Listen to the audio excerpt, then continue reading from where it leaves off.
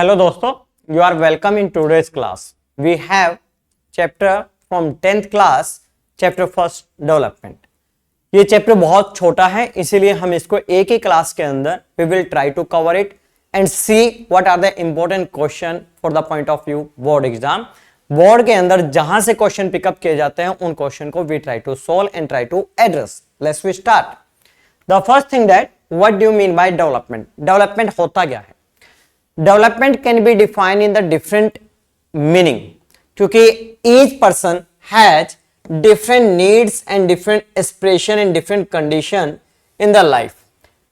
Suppose कीजिए एक person बहुत गरीब है और एक पर्सन बहुत रिच है. I mean दोनों के जो गोल्स होंगे वो डिफरेंट होंगे. जो पुअर है उसकी बेसिक नीड्स है, जो रिच पर्सन है उसके क्या है, लग्जरी नीड्स है. इसीलिए हर एक पर्सन के डिफरेंट गोल्स हैं, डिफरेंट मीनिंग है उसके लिए किसका, डेवलपमेंट का. जनरली हम ये समझते हैं to achieve the goals of your life, whatever you want to become in your life. You want to become a doctor, you want to become a teacher, you want to become an engineer, you want to become a lawyer. जो भी आप अपने जीवन में बनना चाहते हो, जो आपने अपने लिए गोल्स रखा है, इफ यू अचीव इट तो it's called development for you, otherwise it not a development for you. पर ऐसा नहीं है कि आप इंजीनियर बनना चाहते थे पर आप डॉक्टर बन गए, क्या वो आपके लिए डेवलपमेंट है? पर उसका जो सेटिस्फैक्शन लेवल है वो उतना नहीं है जितना आप डॉक्टर बनने में फील करते हो. नेक्स्ट क्या है कि हम इकोनॉमिक्स पढ़ रहे हैं, तो इकोनॉमिक्स में इकोनॉमिकल डेवलपमेंट का मतलब क्या है? जनरली ये समझा जाता है कि अगर आपकी improvement in the living quality of life, कि आपका जो क्वालिटी ऑफ लाइफ है, आपके पास बेसिक फैसिलिटीज सब कुछ हैं, एजुकेशन के लिए अच्छे एजुकेशन इंस्टीट्यूशन है, हेल्थ के लिए अच्छे हॉस्पिटल्स हैं, जो भी आपकी बेसिक रिक्वायरमेंट है उसमें क्वालिटी में इंप्रूवमेंट हो रही है, तो आपका इकोनॉमिकल डेवलपमेंट हो रहा है. साथ में आपका लेवल ऑफ इनकम भी इंक्रीज होना चाहिए, क्योंकि सिंपल इन दोनों चीजों का आपस में कनेक्शन है. अगर आपके पास अच्छे पैसे होंगे तो you can afford the good facilities for your life. तो this three lines 3 point you have to write in the meaning of the development. पहले में आप लिखोगे every person has a different meaning of development because every person has a different condition and different needs in the life. Second क्या लिखोगे? to achieve the goals in life. जो भी आप अपना गोल अपनी लाइफ के अंदर रखते हो उसको अचीव करने के प्रोसेस को ही डेवलपमेंट मानते हैं. पर इकोनॉमिक का डेवलपमेंट का मतलब है दो चीजें. जब आपका क्वालिटी ऑफ लाइफ का मतलब है लिविंग स्टैंडर्ड इंप्रूव हो, और दूसरा आपका लेवल ऑफ इनकम क्या हो, इंक्रीज हो, तो उसको हम क्या बोलते हैं? इकोनॉमिक डेवलपमेंट बोलते हैं. नेक्स्ट क्वेश्चन कि what are the main features. यहां से आपको बेसिक अंडरस्टैंडिंग होगी कि डेवलपमेंट होती क्या है. पहला लिखा है it is a part of the positive aspect. इसका मतलब जो डेवलपमेंट है हमेशा क्या होती है? पॉजिटिव होती है, नेगेटिव नहीं होती है. जो आपका positive aspect of your personality है वो क्या है? आपका डेवलपमेंट है. जैसे you want to become a doctor तो ये पॉजिटिव है. आपको ये बोले कि मेरे को चोर बनना है, मेरे को रास्कल्स बनना है, नहीं, वो डेवलपमेंट नहीं है. Development always in the positive form, हमेशा अप जाएगी, लो कभी भी नहीं रहेगी. आपने 9th क्लास में क्या स्कोर किया, 10th क्लास में आप क्या स्कोर करोगे? अगर आपका स्कोर मोर देन 9th है तो ये आपका डेवलपमेंट है, अगर लेस है तो डेवलपमेंट नहीं है. सेकेंड ये कहता है multiple aspect is the फेनोमेन. Different people can have different perception about the development. जैसे अभी मैंने आपको बताया कि एक पर्सन जो रूरल बैकग्राउंड से है, पुअर से है, उसके लिए डेवलपमेंट क्या होगी? Only to arrange the basic facilities for the family. पर एक पर्सन अर्बन में रहता है और रिच है, उसके लिए क्या होगा? लग्जरी लाइफस्टाइल होगा. उसी तरह से जो डॉक्टर है उसके लिए डेवलपमेंट का मीनिंग और है, टीचर के लिए कुछ और है, एक 10th क्लास का बच्चा है उसके लिए डेवलपमेंट का मीनिंग कुछ और है. अगला कहता है कि sometimes the development can be the destruction. Destruction का मतलब होता है जब एक पर्सन का फायदा हो और दूसरे पर्सन को बहुत ज्यादा नुकसान हो. जैसे एग्जांपल है कंस्ट्रक्शन ऑफ डैम. जब आप डैम बना रहे हो तो डैम बनाने से क्या होगा? आपको इरिगेशन फैसिलिटी मिलेगी, इलेक्ट्रिसिटी मिलेगी, पर जो लोकल पीपल हैं उनको वहां से डिस्प्लेस होना पड़ेगा. तो इट्स अ वेरी क्लियर कि डेवलपमेंट एक पर्सन के लिए क्या बेनिफिशियल है, जिनको इस डैम से फैसिलिटीज मिल रही है, पर जो लोग यहां से डिस्प्लेस हो रहे हैं, जिनको अपना घर छोड़ना पड़ रहा है, उनके लिए डेवलपमेंट क्या हो गई? डिस्ट्रक्टिव हो गई है. उनके लिए ये इतना बेनिफिशियल नहीं हुई है. अगला कहता है कि कई बार जो डेवलपमेंट है वो कॉन्ट्राडिक्टेड हो जाती है. कॉन्ट्राडिक्टेड का मतलब होता है एक ही चीज के लिए दो पॉइंट ऑफ व्यू हो सकते हैं. जैसे हमने यहाँ पे एग्जांपल लिखा हुआ है कि जैसे फार्मर जो प्रोड्यूस करता है क्रॉप्स, तो क्रॉप्स क्या है? फार्मर ये चाहता है मेरे को मोर प्राइस मिले. जबकि इसको इंडस्ट्रियलिस्ट परचेज करता है एज ए रॉ मटेरियल। तो इंडस्ट्रियलिस्ट क्या चाहता है, मेरे को ये सस्ता मिले, तो इसीलिए क्या हो गया, कॉन्ट्राडिक्टेड हो गया। अब फार्मर मोर प्राइस चाहता है, इंडस्ट्रियलिस्ट क्या चाहता है, उसी सेम क्रॉप्स को चीप प्राइस चाहता है, तो ये क्या हो गया, कॉन्ट्राडिक्टेड हो गया। पर फिर भी कुछ कॉमन गोल्स हैं इन द लाइफ के अंदर, हर एक पर्सन ये चीजें चाहता ही चाहता है, जैसे कि एक हेल्दी लाइफ, दूसरा environment, security, no discrimination, this are the common goals जो हर एक पर्सन को चाहिए, चाहे वो रिच है, पुअर है, रूरल है, अर्बन है, लोअर है कास्ट, कास्ट है, अपर सेक्शन है, लोअर सेक्शन है, डजंट मैटर। ये सारी चीजें हर एक व्यक्ति को चाहिए। ऐसा कोई आपको व्यक्ति नहीं मिलेगा मेरे को हेल्दी लाइफ नहीं चाहिए, मेरे को सिक्योरिटी नहीं चाहिए, अच्छा इन्वायरमेंट नहीं चाहिए, मेरे साथ डिस्क्रिमिनेशन होना चाहिए, ऐसा बिल्कुल भी कोई भी नहीं चाहेगा। तो ये 5 points you can have better understanding कि डेवलपमेंट क्या है, पॉजिटिव है, आपका डिफरेंट मीनिंग है, डिस्ट्रक्टिव हो सकती है, कॉन्ट्राडिक्टेड हो सकती है, पर कॉमन गोल्स भी हैं किसके, डेवलपमेंट के। Next question, it is a one and the important question, ये बोर्ड के अंदर आया था। How can you say that कि different people have different meaning of development, explain with the help of examples. वैसे तो you can take example of the daily routine, you can put the example from your life, पर यहां पे हमें क्या ध्यान रखना होता है, when you write your answer in the CBSE in your board exam, you have to take care about it, आपको एनसीईआरटी का रेफरेंस देना पड़ेगा। तो यहाँ पे जो ये एग्जाम्पल हमने लिए हैं सारे किसके हैं, आपके एनसीईआरटी से लिए। पहला एग्जाम्पल है लैंडलॉर्ड्स। लैंडलॉर्ड्स के लिए डेवलपमेंट का मीनिंग क्या है, वो चाहता है कि मेरे को डेली बेसिस पे, सॉरी लैंडलॉर्ड्स का जो एग्जाम्पल है यहाँ पे, लैंडलॉर्ड्स क्या चाहता है कि मेरे को मोर प्राइस मिले मेरी क्रॉप्स के, और जो मैं इनपुट कर रहा हूं मैं अपनी एग्रीकल्चर के अंदर, उसके लिए मेरे को जो भी इनपुट है वो क्या मिले, सस्ता मिले। जबकि इसके अपोजिट में देखें लेबर, क्या लेबर भी यही चीज चाहता है, नहीं, वो चाहता है मेरे को रेगुलर वर्क मिले और जो मेरी फैमिली को बेसिक फैसिलिटीज चाहिए, जैसे एजुकेशन है, हेल्थ है, सिक्योरिटी है, it is provided by the government. तो दोनों के जो मीनिंग ऑफ डेवलपमेंट है वो क्या है, डिफरेंट है।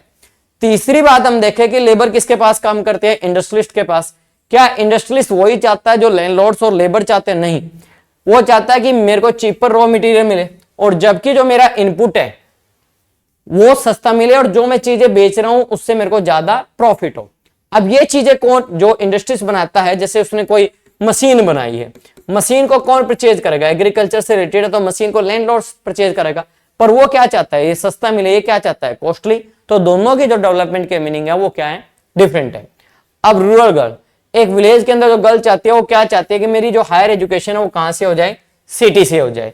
सेम क्या यही रिच गर्ल चाहती है, नहीं, वो चाहती है कि मेरे को इतने ही राइट्स मिलने चाहिए जितने मेरे ब्रदर के पास है, जितने लिबर्टी फ्रीडम उसके पास है। साथ में मेरा एजुकेशन कहां से होना चाहिए, अब्रोड से होना चाहिए, दूसरी कंट्री से होना चाहिए। तो ये 5 एग्जांपल है जिसके थ्रू यू कैन एक्सप्लेन कि different people have the different meaning of development. We can start from the labour. Labour क्या चाहते हैं कि मेरे को डेली बेसिस पे वर्क मिले, थोड़े से मेरे वेजेस अच्छे होने चाहिए, मेरी फैमिली के लिए फैसिलिटीज कौन प्रोवाइड करे, गवर्नमेंट प्रोवाइड करे। लेबर किसके पास काम करती है, लैंडलॉर्ड्स के पास और प्लस इंडस्ट्रीज के पास। तो वो चाहते हैं कि हमारा जो प्रोडक्ट हम प्रोड्यूस कर रहे हैं उसके प्राइस ज्यादा हो, पर जो हम प्रोड्यूस करने के लिए इनपुट ले रहे हैं उसके प्राइस क्या हो, सस्ते हो।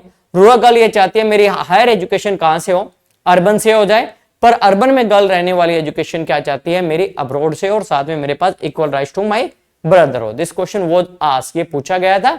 यू कैन फ्रेम आउट, इससे पहले आप मीनिंग ऑफ डेवलपमेंट इसके अंदर आप एंटर करोगे और लास्ट में एक कंक्लूजन लिख दोगे। नेक्स्ट क्वेश्चन है इनकम एंड अदर गोल्स। कहता है कि जो डेवलपमेंट है, देखो उससे इनकम तो जुड़ी हुई है, पर क्या पैसे से आप सब कुछ अफोर्ड कर सकते हो, बिल्कुल नहीं कर सकते हो। कुछ ऐसी चीजें हैं जो आपको मेंटेन करनी पड़ेगी कलेक्टिव इंटरेस्ट के लिए, कलेक्टिव एफर्ट्स के लिए। इनकम के अलावा और क्या होना चाहिए, इक्वल ट्रीटमेंट का मतलब है no discrimination, freedom and security, everyone wants, freedom चाहिए सबको। फ्रीडम का मतलब ये नहीं है do whatever you want to do, freedom का मतलब है कि आपको एक ऐसा इन्वायरमेंट प्रोवाइड किया जाए जिसमें आप अपना एक्शन करें, जिससे आपका पर्सनैलिटी डेवलपमेंट हो।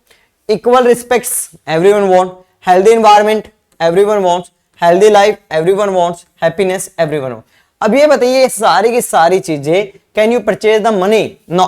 ये क्वेश्चन आपकी बार एमसीक्यू फॉर्म में आया था कि which you can not purchase with the money, you can not purchase with money. आप पैसे से इसको परचेज नहीं कर सकते हो, आपको ये क्या करना पड़ेगा, मेंटेन करना पड़ेगा, आपको इसको अर्न करना पड़ेगा। जैसे आप रिस्पेक्ट चाहते हो, दुनिया की ऐसी कौन सी शॉप है जहां पे पैसे देकर रिस्पेक्ट मिलती है, अगर मिलती भी होगी तो दिल से नहीं मिलती होगी, नहीं। तो respect you have to earn, आपको अर्न करना पड़ेगा। आपको कुछ ऐसे काम करने पड़ेंगे सोसाइटी के अंदर जिससे आपका आइडेंटिफिकेशन और people give you the respect. तो respect can not be purchase with the money. Same here the happiness. आप बोलो सर पैसों से हम बहुत सारी चीजें खरीद लेते हैं जिससे हमें खुशी मिलती है, नहीं, वो टेम्परेरी है। हैप्पीनेस रियल वो है जब आप अपने फ्रेंड से मिलते हो, खेलते हो, कहीं पे जाते हो आउटिंग करने, या आप कोई गेम प्ले कर रहे हो, वो हैप्पीनेस, ये वो हैप्पीनेस है बेटे। नेक्स्ट वन देखिए, यहाँ पे एक हाइपोथेटिकल कंडीशन है, आपको वो फैक्टर्स बताने हैं जब एक पर्सन को जॉब ऑफर की जाती है अपने नेटिव प्लेस से बहुत दूर के प्लेस पे, वो कौन कौन से ऐसे पॉइंट को कंसीडर करेगा बिफोर एक्सेप्टिंग दिस जॉब। सबसे पहला पॉइंट है सैलरी। अगर आपको यहां से कोई दूसरी कंट्री भेजा जा रहा है कि you have to do the job, firstly you will ask what salary will I get, क्या सैलरी मेरे को मिलेगी। दूसरा सिक्योरिटी ऑफ जॉब। आप यहां से गए, मैं कहता हूं आपको ऑफर क्या है यूएस के अंदर, आप यहाँ पे इंडिया में 1 lakh rupees per month salary पे जॉब कर रहे हो, आपको यूएसए से ऑफर आया 4 लाख का, पर वो बोलते हैं कि हम आपको कुल 4 डेज की सैलरी ही देंगे, 4 दिन के लिए ही आपकी सर्विसेज की रिक्वायरमेंट है, नहीं कोई नहीं जाएगा, तो सिक्योरिटी ऑफ जॉब। तीसरा बोलता है अदर वर्किंग कंडीशन, जिस प्लेस पे आप काम करने जा रहे हो वहां का वर्किंग कंडीशन कैसा है। वर्किंग कंडीशन में 3 चीजें आ जाएंगी।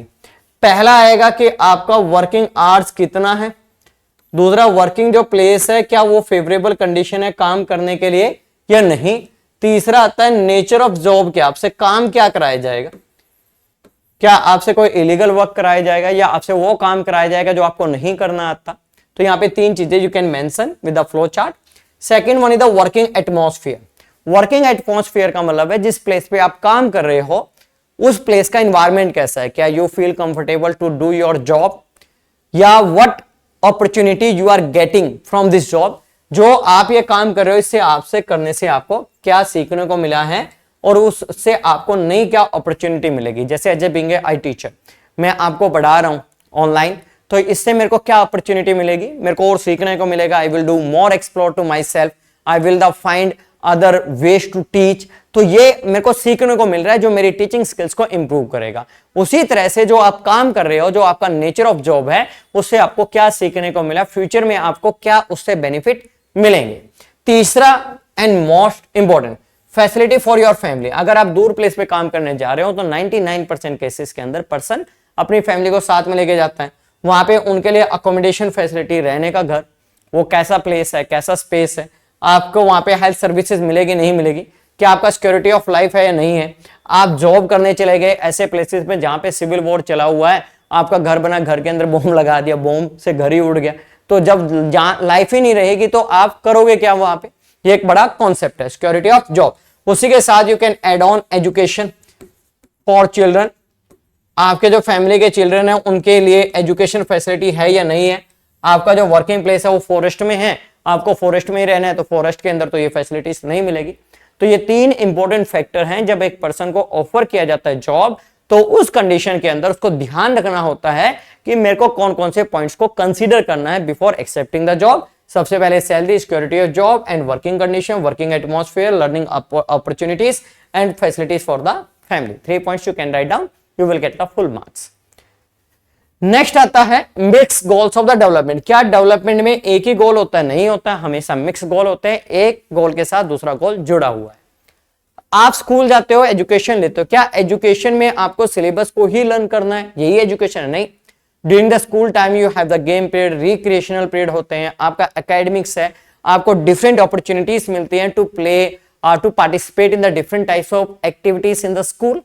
तो ये आपकी पर्सनैलिटी को ग्रूम करते हैं।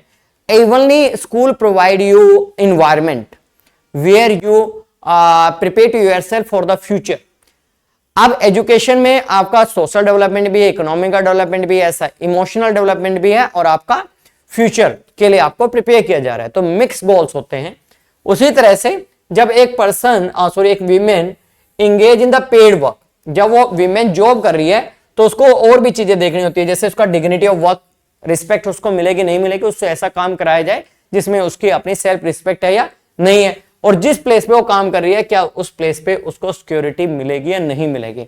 ओनली यहाँ पे सैलरी नहीं है, सैलरी के साथ साथ उसको कंसीडर करना है कि दिस डिग्निटी एंड रिस्पेक्ट, और साथ में सिक्योरिटी, क्या उसके लिए वहां पे सेफ वर्किंग प्लेस है या नहीं है। तो this is the mix goals for the development. ये क्वेश्चन नहीं आता कि नेशनल डेवलपमेंट क्या है, फिर भी आपको पता होना चाहिए। नेशनल डेवलपमेंट का मतलब होता है कि यहाँ पे different people have the different meaning है, पर जनरली ये समझा जाता है कि जब आपका लिविंग स्टैंडर्ड इंप्रूव हो और उससे आपका क्वालिटी ऑफ लाइफ इंप्रूव हो। जैसे आपका देश है, आपके देश में बहुत सारी public facilities are provided by the government, और उन पब्लिक फैसिलिटीज से आपका लिविंग स्टैंडर्ड कितना इंप्रूव हुआ है, आपका क्वालिटी ऑफ लाइफ कितना एनहेंस हुआ है, वही क्या है, नेशनल डेवलपमेंट है। अब मोस्ट एंड इंपॉर्टेंट क्वेश्चन आता है कि यहां पे कंपेयर कीजिए कंट्रीज के डेवलपमेंट को, और कंपेयर कौन करता है, वर्ल्ड बैंक। एक एमसीक्यू क्वेश्चन आता है, सबसे आसान और जनरली कौन सा ऐसा तरीका है जिससे हम डिफरेंट कंट्रीज के डेवलपमेंट को मेजरमेंट कर सकते हैं।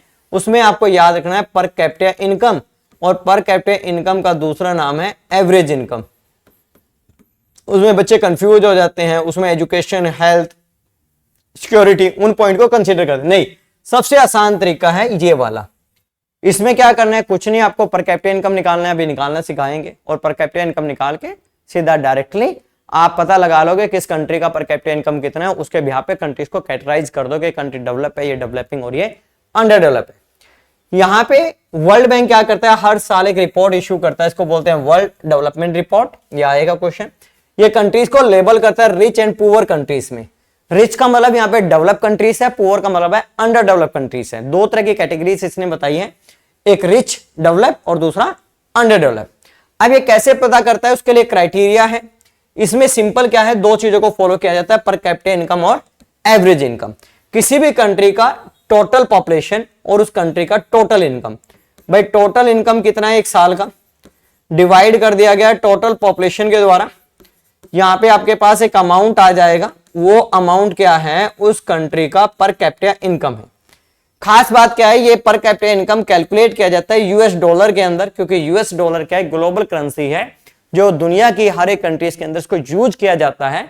तो global currency as a common currency होने की वजह से इसे इजीली आइडिया लगाया जा सकता है कि किस कंट्री का कितना पर कैपिटा इनकम डॉलर के अंदर है, और उसके बिहाफ पे उन कंट्रीज को कैटेगराइज किया जा सकता है। फिर यहाँ पे एक अमाउंट बताया गया है, जिन कंट्रीज का per capita income US dollar, अब ये नया डेटा आया है नई एनसीईआरटी के अंदर, 49,300 यूएस डॉलर पर एनम है या उससे अबाव है, तो उन कंट्रीज को हम क्या बोलते हैं, डेवलप कंट्रीज करते हो। डेटा किस ईयर का है, 2019 का है। इससे पहले हमारे पास जो डेटा था 2013 का था, उसमें बहुत कम अमाउंट बताया गया था, पर ये कितना बता रहा है, 49,300 यूएस डॉलर। इतना पर कैपिटा इनकम है या इससे ज्यादा है 2019 के अनुसार, उस कंट्री को हम क्या बोल रहे हैं, रिच कंट्री है, डेवलप कंट्री। इससे कम है और 2500 यूएस डॉलर से कम है, उसको हम बोलेंगे लो इनकम कंट्री। इसका मतलब आपके पास दो डाटा आ गए हैं। अगर किसी कंट्री का 49,300 यूएस डॉलर है या इससे ज्यादा है, इसको माना जाएगा डेवलप और रिच कंट्री। अगर किसी कंट्री का 2500 है या इससे नीचे पर कैपिटा है, तो उसको माना जाएगा अंडर डेवलप कंट्री या पुअर कंट्री। बड़ा क्वेश्चन ये है कि अगर इससे ज्यादा और इससे कम हो तो उसको क्या माना जाएगा। जैसे यहाँ पे इंडिया है, India comes in the low middle income country, क्योंकि बाहर का जो पर कैपिटा इनकम है वो 6700 यूएस डॉलर है। तो आपको तीन चार बड़ी बातें याद रखनी है कि सबसे आसान तरीका क्या है, पर कैपिटा इनकम या एवरेज इनकम कैसे निकालते हैं, किसी भी देश का total income divide by total population को पीसीआई या एवरेज इनकम बोलते हैं। यहाँ पे वर्ल्ड बैंक कंट्रीज को दो लेवल करता है, rich country and poor country, criteria basis on the PCI और एवरेज इनकम। यहाँ पे एक अमाउंट बता देगा 49,300 और 2500। इंडिया का आपको याद रखना है 6700। तो this is about it.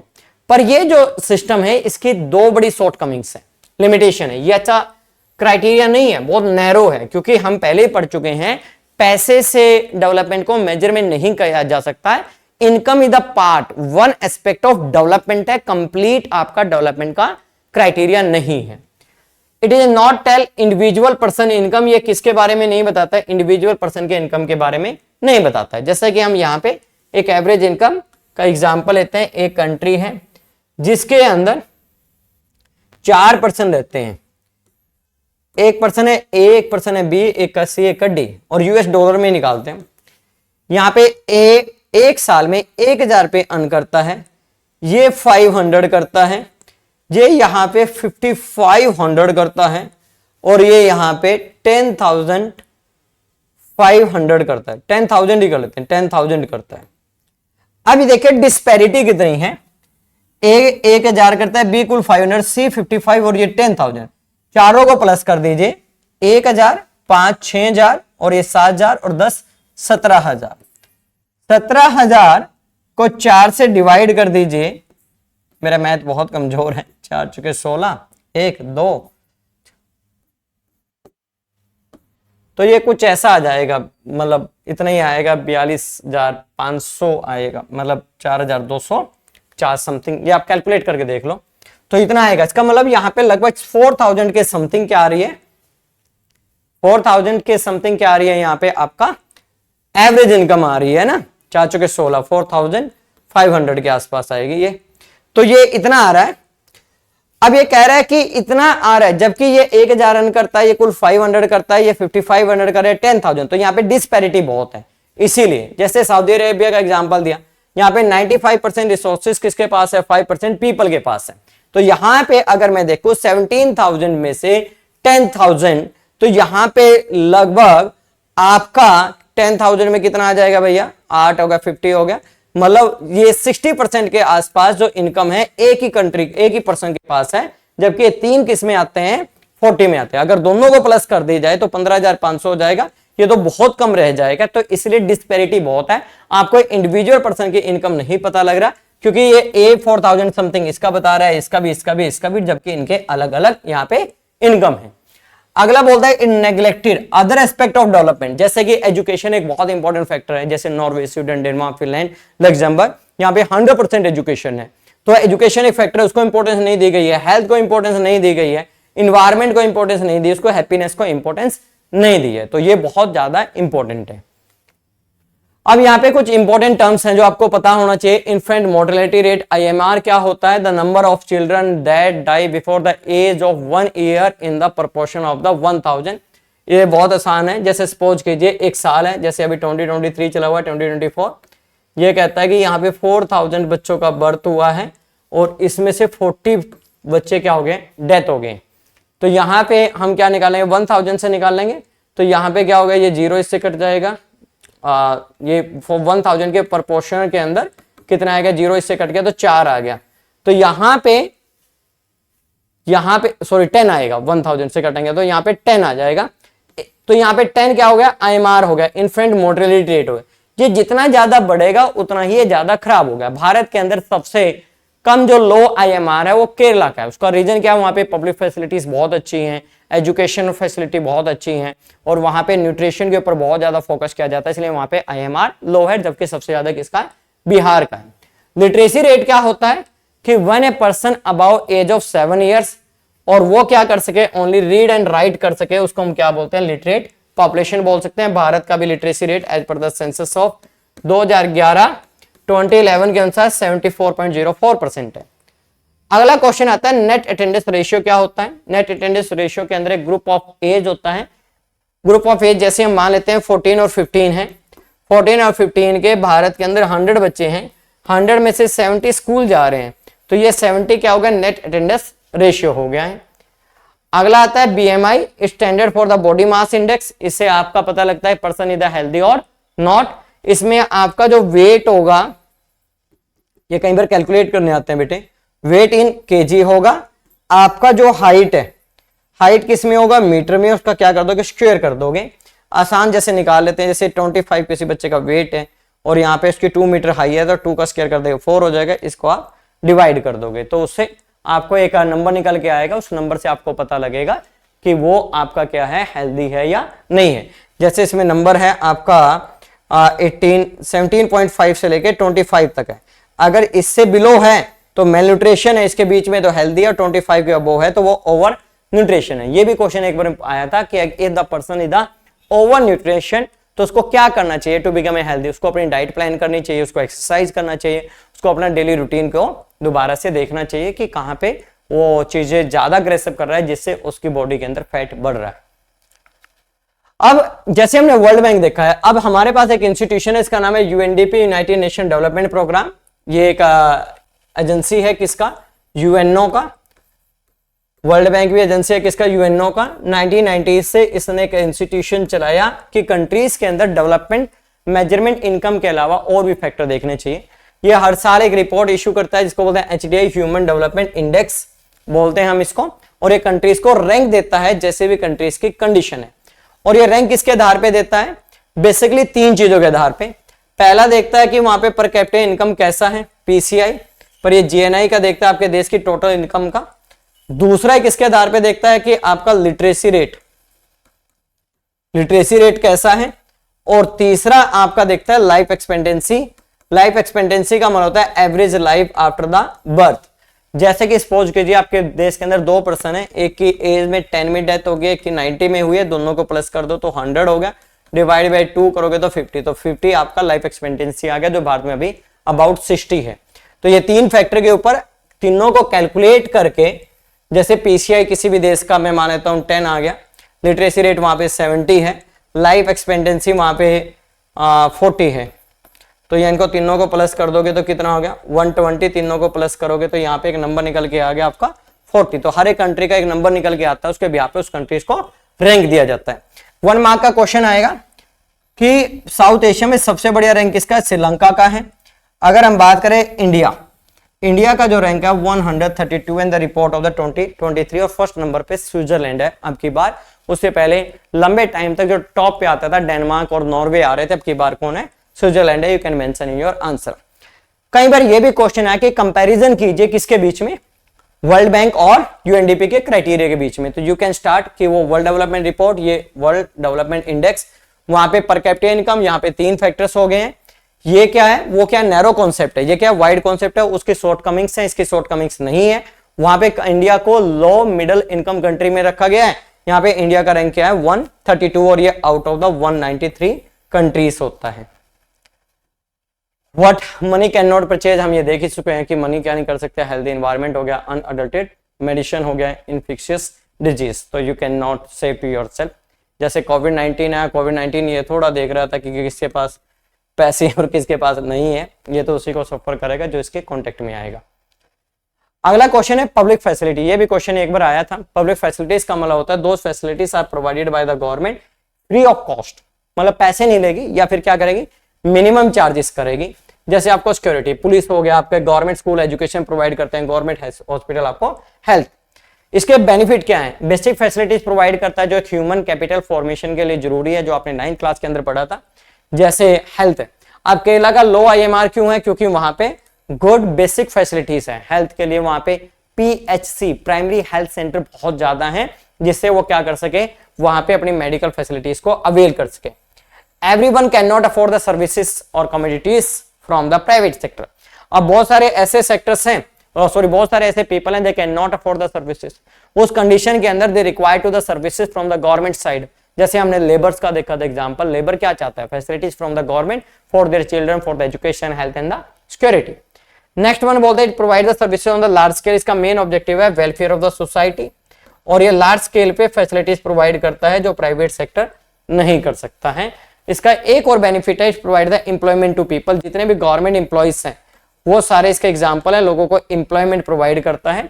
Employment जितना ज्यादा होगा उतना ही ज्यादा आपके देश के लिए बेनिफिशियल होगा। Next one, it focus on the human capital formation. Human capital formation में इंपॉर्टेंट रोल प्ले करता है, जिससे आपके people converted into the resources के अंदर कन्वर्ट हो जाएंगे। सबसे लास्ट इंपॉर्टेंट है, हर साल एग्जाम में आता है, ये ज्योग्राफी के अंदर भी काम आएगा और यहाँ पे भी काम आएगा। इसमें क्वेश्चन आता है कि सस्टेनेबल डेवलपमेंट क्या है। ये एक इकोनॉमिकल डेवलपमेंट है जो आपके इन्वायरमेंट को हार्म नहीं करती है, आपकी प्रेजेंट जनरेशन की नीड्स को सेटिस्फाई करती है और save the resources for the future generation. का मतलब 3 चीजें हैं, इकोनॉमिकल डेवलपमेंट करेगी, not harm to environment, satisfy the needs of present generation and save the resources for future generation. अब हमें क्यों चाहिए, जैसे हमारा जो मेथड ऑफ डेवलपमेंट है, जिससे हमारा ग्राउंड वाटर डिप्लीट हो रहा है, हमारा जो natural fertility of the soil है वो क्या हो रही है, इफेक्टेड हो रही है। आपके जो नेचुरल रिसोर्सेज हैं वो लिमिटेड है, जो भी है अवेलेबल है वो लिमिटेड है, आप उनको इंक्रीज नहीं कर सकते हैं। लॉन्ग टाइम फॉर्मेशन है, नेचुरल प्रोसेस है, you can not make by yourself, इसलिए हमें इनको बचाना है। जितना ज्यादा आप consumption of the natural resources करोगे उतना ही हमारा एनवायरमेंट हार्म होगा, इसीलिए हमें किसकी जरूरत है, सस्टेनेबल डेवलपमेंट की हमें अपने नेचुरल रिसोर्सेज बचाने हैं, हमें एनवायरमेंट बचाना है, और आपका क्या होगा, इनको आप बना नहीं सकते हो, लॉन्ग प्रोसेसिंग है, नेचुरली फॉर्म है, लिमिटेड है। अब मेथड क्या करोगे, आप ज्यादा से ज्यादा renewable source of energy use करो, जैसे सोलर एनर्जी, विंड एनर्जी, जैसे अभी ई व्हीकल्स आ रखे हैं, बहुत ज्यादा इलेक्ट्रॉनिक व्हीकल्स आ गए हैं, आप उनको यूज करो क्योंकि वो एनवायरमेंट को हार्म नहीं करते हैं और इलेक्ट्रिसिटी से वो चार्ज होंगे। इलेक्ट्रिसिटी किससे जनरेट करो, सोलर और विंड एनर्जी से, जिससे आप कोल और पेट्रोलियम की डिपेंडेंसी कम हो जाएगी, और जितनी ज्यादा इनकी डिपेंडेंसी कम होगी उतना ही आपका एनवायरमेंट प्रोटेक्टेड रहेगा। आप रिसोर्स प्लानिंग करो, जुडिशियस यूज ऑफ रिसोर्सेज, जितने आपकी नीड्स है उसके अनुसार आप रिसोर्सेज को यूज करो। Over consumption of the resources मत करो, जितना ज्यादा आप ओवर कंजप्शन करोगे उतना ही ज्यादा एनवायरमेंट डिग्रेडेशन होगा, उतने आपके रिसोर्सेज डिप्लीट होंगे। आप अपनी नीड्स के अनुसार रिसोर्सेज को यूज करो। जब आप रिसोर्स प्लानिंग से रिसोर्सेज को यूज करोगे, प्लानिंग जहां पे भी करोगे हमेशा आपको ज्यादा बेहतर रिजल्ट देगी in the comparative of unplanned system. तो यहां पे आप अपनी नीड्स के अनुसार, इसमें क्या होगा, आपका मिस यूज ऑफ रिसोर्सेज नहीं होगा क्योंकि प्लानिंग से आप कर रहे हो। दूसरा क्या होगा, बेस्ट यूज ऑफ रिसोर्सेज होगा, तो ये आपको फायदे होंगे।